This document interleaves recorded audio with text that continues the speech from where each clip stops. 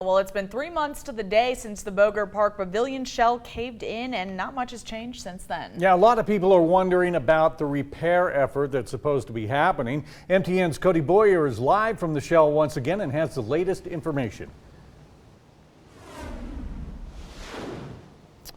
Well, that's right, Caitlin, Kevin. You may notice that this scene behind me, well, it looks a little bit familiar now, doesn't it? Now, the only thing that has actually changed here is time and a few more fence posts, rather, around here, making sure that people keep out from this area, potentially putting themselves into any possible danger. Now, with the farmers market actually having just now opened a few minutes ago in the park down the way from here, Lindley Park, for the first time this entire summer, many are left wondering, what's the holdup?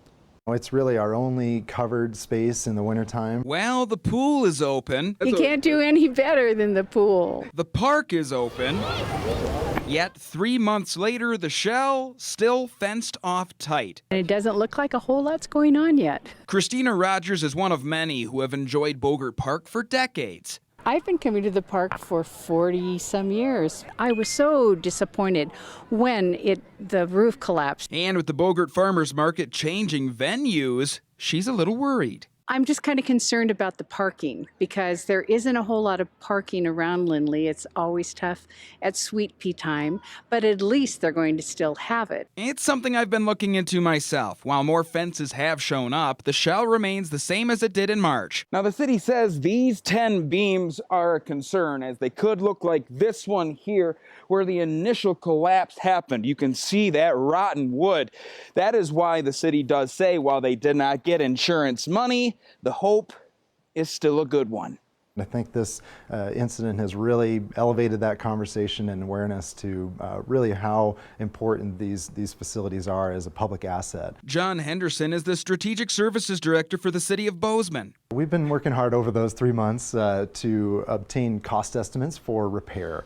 We've gone through a local engineering firm who's worked with a local contractor to give us good estimates on a couple of different options. Options, yes. Insurance coverage, no. They've just recently given us a determination that they are not going to provide any coverage for this. Working with the parks and other divisions, Henderson wants to make sure the shell doesn't disappear, but it will be expensive. 6 figures expensive. We really are taking this seriously and want to make sure that we can repair what's there. And for those like Christina, they just want the pavilion too. This part is just pure Bozeman after all these years.